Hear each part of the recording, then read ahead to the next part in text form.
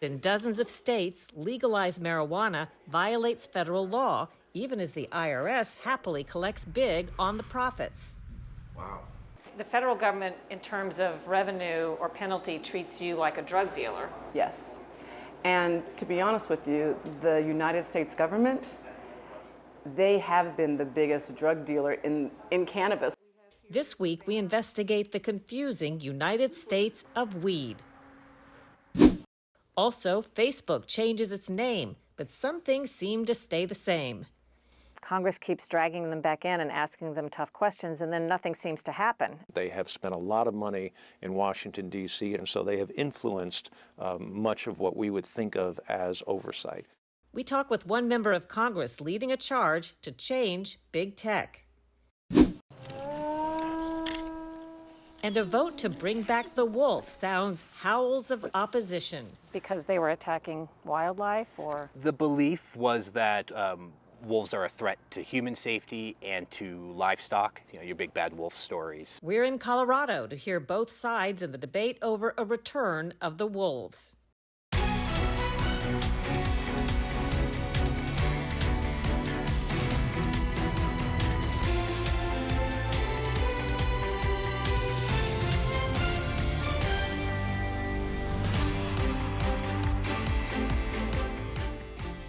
Welcome to Full Measure. I'm Sharyl Attkisson. A majority of Americans now have access to some form of legal marijuana. A recent Gallup poll finds more than 2 in 3 people support legalizing marijuana. But what you may not know is pot is only legal in their state. It's not legal as far as the federal government is concerned. Today, with so many Americans getting high on weed, our cover story examines the radical conflict in laws and the prospect of a national measure to legalize cannabis. Inside Denver's Simply Pure dispensary. Hello, I'm Sharyl. Hi, Cheryl. I'm Wanda. Nice to meet you. How you doing? Is a pot shop that's as much a political cause as it is a business. Over here in the refrigerator, what we have is drinks. Everybody loves a THC drink after a good hike or a dog walk. Come on back. So what Piper is doing right now is repackaging the joints that we had rolled from. For Wanda James, this destination was decades in the making after her stints as a naval officer, restaurant owner, and one of Colorado's largest campaign fundraisers for President Obama. My brother was arrested for 4 ounces of weed when he was 17 years old, and it cost him 10 years of his life in the police system and in the law system. My brother was the first person I'd ever met that had actually been arrested and done time for cannabis. Years after her brother Rick served 6 years of a 10-year sentence behind bars, a national rethinking of cannabis laws has turned the pot dynamic on its head. I'm Wanda. And opened the door for James to become America's first black owner of a legal marijuana shop. I never dreamt that we would ever be selling cannabis because obviously 10 years ago, you would have been a drug dealer if you were doing this without the laws that are in place. Colorado was the first state to legalize recreational marijuana with a vote in 2012. Today, it's legal to light up in 18 states, Guam, and Washington, D.C. As the movement grows, many are left dazed and confused by the conflict between federal and state laws. Wow. Here in Colorado, like other states that have legalized recreational marijuana, they're committing crimes and violating federal law every day. It's just that the feds have made a decision not to enforce the law in these states. Under federal law, marijuana is an illegal Schedule I drug, same as heroin and LSD. That means there's supposedly a high potential for abuse or harm and no accepted medical use. President Obama got the feds out of the business of enforcing many pot laws in states that legalize marijuana. President Trump tried to reverse that. Under President Biden, it's back to looking the other way. The department's view on marijuana use is that enforcement against use is not a good use of our resources. But pot business owners like James are far from satisfied. Under the current setup, pot businesses are denied federal tax deductions, while the IRS is more than happy to collect income taxes from them. the federal government, in terms of revenue or penalty, treats you like a drug dealer, Yes, while the state says what you're doing is a tax-generating business. yes. And to be honest with you, the United States government, they have been the biggest drug dealer in cannabis per se, because they've made the most money out of anybody. So if you can imagine all of the billions that California sold last year, all of the billions that Colorado sold, Illinois and the other 17 states that are currently selling cannabis, 40 to 80% of all of that income goes to the federal government. So at the end of the year, do you have to file that on your taxes, or how does that work? Yep. Every April 15th, we file, our income statement and our taxes with the feds, and we write them a very, very hefty check with lots and lots and lots of zeros. A recent court challenge to the tax arrangement failed. The conservative Supreme Court Justice Clarence Thomas used the case to criticize what he called the federal government's half-in, half-out regime that simultaneously tolerates and forbids local use of marijuana, adding a prohibition on interstate use or cultivation of marijuana may no longer be necessary or proper to support the federal government's piecemeal approach. If Thomas is foreshadowing what's to come, Colorado marijuana regulator Dominique Mendiola hopes the Boulder state will serve as a model. We are working with other states, our counterparts in other states, to identify opportunities for alignment, and also really looking at it through the lens of how can we set up a framework collaboratively with all our stakeholders and with all the subject matter expertise in a way that we are essentially creating this framework that could be the federal framework. Thank you for coming. A proposed law to ultimately legalize pot was put on the table in July by the Democrat Senate leader Chuck Schumer. This is monumental because at long last, we are taking steps in the Senate to right the wrongs of the failed war on drugs. I was the first Democratic leader to come out for the legalization of marijuana, and I will use my clout as majority leader to make this a priority in the Senate. Still, national legalization is considered a long shot. President Biden has proven to be a downer to pot advocates, stopping short of backing legalization. The fact that the Biden administration is having issues with it is really upsetting to me. I'm somebody that had supported Kamala Harris when she was running for president, so I was thrilled to see her in the VP position. But sadly, we're not seeing the administration push for these, sweeping reforms that need to have happen. More opposition comes from the powerful pharmaceutical industry, which has likely noted reports of far fewer prescriptions for pain and anxiety where there's legal marijuana. Cannabis critics also point to the robust illicit market in states where pot is legal. Black market pot isn't taxed and is far cheaper. Washington, D.C. Police Chief Robert Conte says that's added to crime. When you have something where people get high reward, they can make a lot of money by selling illegal marijuana, and the risk is low, the risk for accountability is very low, that creates a very, very, very, very, very bad situation, because those individuals get robbed, those individuals get shot at, those individuals get involved in disputes all across our city. The other part is that a lot of people using the marijuana also were self-medicating and ended up being homeless, so we ended up with a large homeless population here in Colorado. Denver addiction specialist Nancy Lance links legal marijuana to Colorado's exploding homeless crisis. For some of the population, it's not going to affect them, just like drugs or alcohol. There's a population who can drink and also do some marijuana without a downside. But for that percentage that it is going to, it just increases their mental illnesses. What's your advice about that if marijuana is legal and here to stay and expanding to other states? Do you know, the more that it expands, the bigger the problem becomes. Welcome to Colorado. James brushes aside the criticism, saying it lacks proof. And many join her in saying it's only a matter of time before America feeds a national craving. My takeaway on the legal cannabis business is we can't get to legalization fast enough.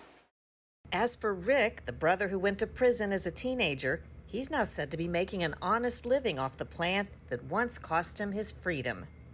May I ask what your brother is doing today? Yeah, my brother runs my grow facility, which is really amazing because, you know, for everything that he went through at a very young age, I mean, he came out of it, you know, an amazingly joyful person with a big heart, and he still loves this industry.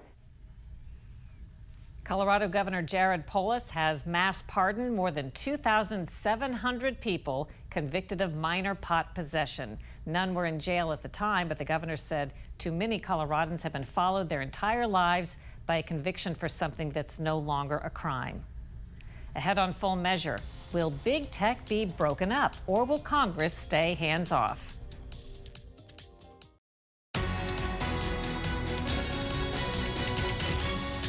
For years, Congress has talked with no action about regulating or even breaking up big tech.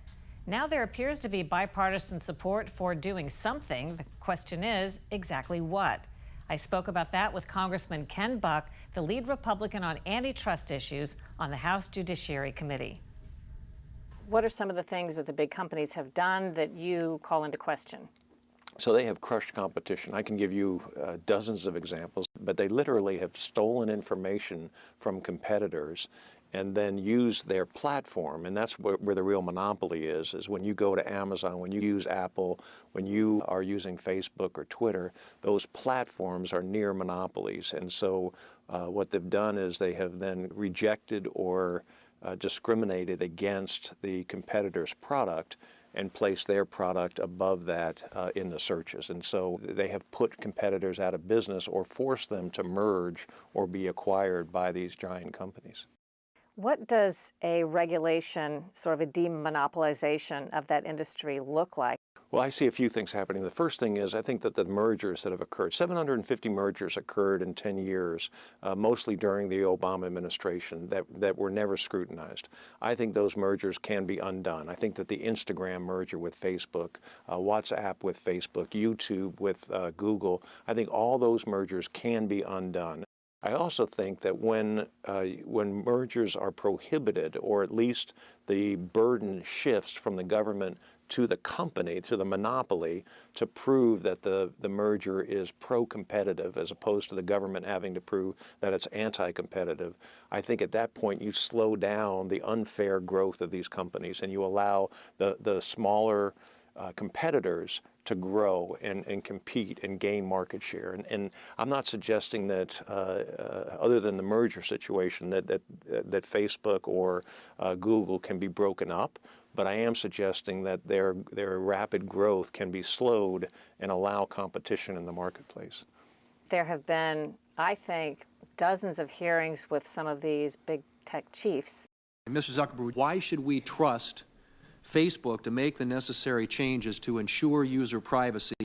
Congress keeps dragging them back in and asking them tough questions, and then nothing seems to happen. Well, number one, these companies have decided in a very rational decision to co-opt both the conservative movement and the liberal movement. They have spent a lot of money in Washington, D.C. and around the country to donate to foundations that would in some ways be the gatekeepers of information or conduct private oversight. And so they have influenced much of what we would think of as oversight. They've also spent a lot of money on politicians in this town. And it's one of the reasons why I have a pledge to not take money from the 5 monopoly platforms signed by 10, 12 of my colleagues, but not signed by 400 or so other colleagues. And so I think it's really important that we walk away from that kind of money in this town. But they have been very influential and they have been very strategic in how they've gone about it.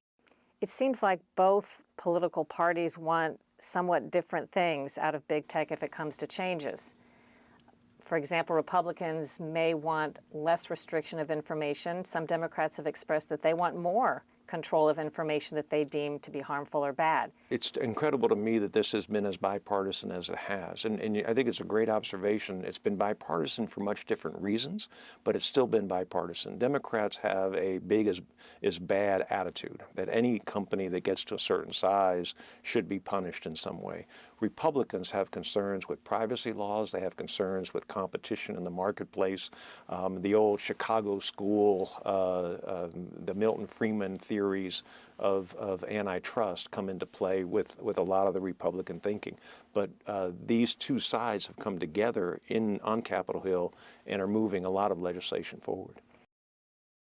A big Google critic was recently named to a top Justice Department antitrust post. However, there are many who insist the government should leave big tech, as offensive as it may sometimes be, alone. Coming up on Full Measure, big bad wolves or beautiful beasts? A big controversy.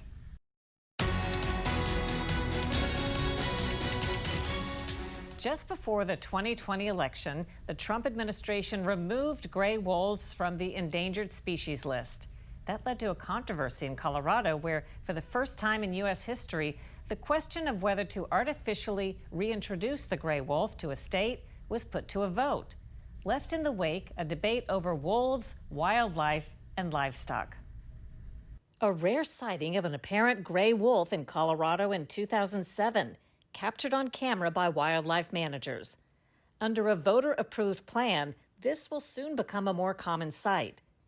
The process began when the Trump administration removed gray wolves from the endangered species list, saying there are now more than 6,000 in the lower 48 states, greatly exceeding the combined recovery goals, meaning the gray wolf no longer meets the definition of a threatened or endangered species.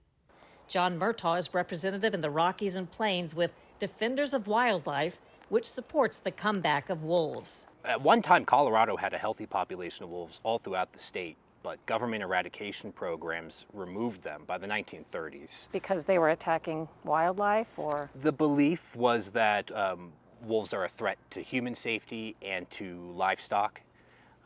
It's largely perpetuated by the stories we're all familiar with, your big bad wolf stories.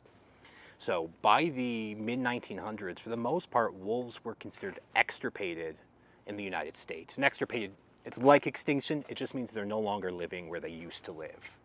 So in 2020, we helped put together a ballot proposal for the election to ask the people of Colorado whether or not they would like to see Colorado Parks and Wildlife begin a reintroduction process. As it happens, that passed. And narrowly, so, right? Narrowly. It was, I think, around 1-2% margin on that pass.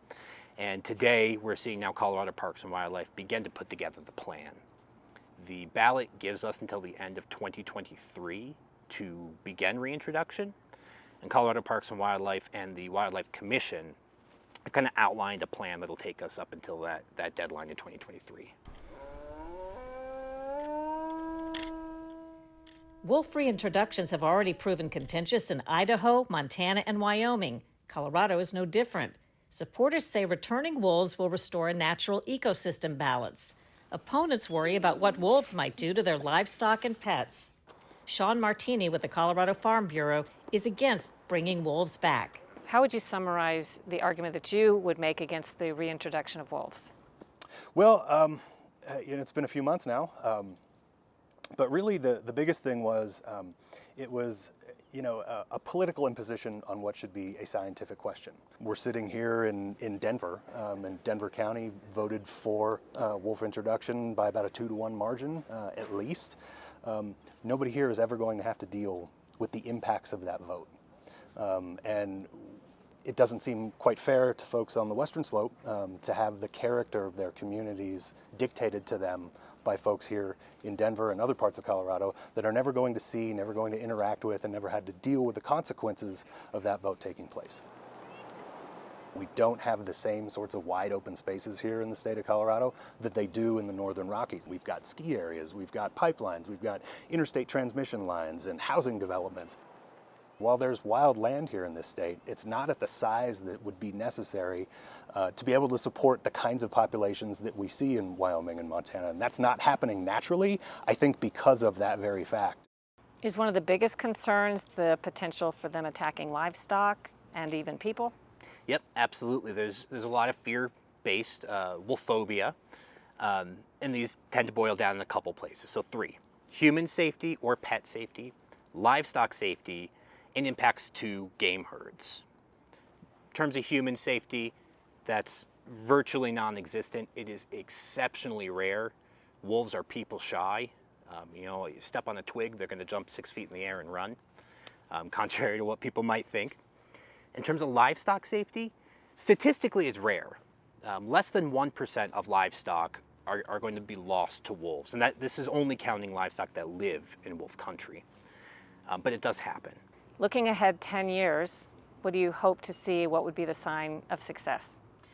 Yeah, I mean, to me, a sign of success would be multiple packs reproducing every year, you know, so creating new generations year after year, and ideally, no conflicts. You know, I mean, if we really do this right, I certainly would never promise 0, but I would like to see livestock losses as low as we possibly can get them. And I really believe Colorado, with everything we can learn from 25 years of wolf reintroduction success in the Northern Rockies, we should be able to knock this out of the park and have the best wolf reintroduction the country's ever seen. Looking down the road 10 years, what do you predict if this program moves forward the way proponents want it to move forward? I would assume either the species is going to be introduced and continually having to replenish those individuals through the management of Colorado Parks and Wildlife, because they're not going to be very successful here. Either that, or they're really successful in very concentrated places on the western slope, northwest Colorado, southwest Colorado, places like that, and have really damaging impacts in that very narrow space where they're going to be introduced, because they can't branch out, they can't range over the same amount of acres in the same area as they would in the Northern Rocky states where they do now. That's my best guess. The group Defenders of Wildlife supports developing a plan to compensate farmers and ranchers when wolves attack their livestock. The group says it's also working to spread the word on tactics ranchers can use to keep losses from wolves to a minimum. After a break, what's ahead next week on Full Measure?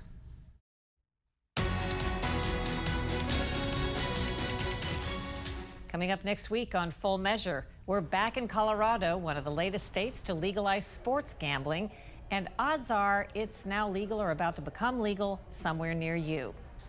I think legislatures and governments are looking at it as another form of entertainment, another formal way to raise money.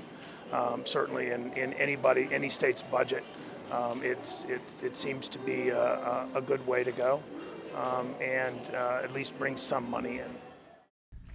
Will states be able to turn a vice into a virtue? That's next week on Full Measure. Until then, thanks for watching. We'll be searching for more stories that hold powers accountable. I'm Sharyl Attkisson.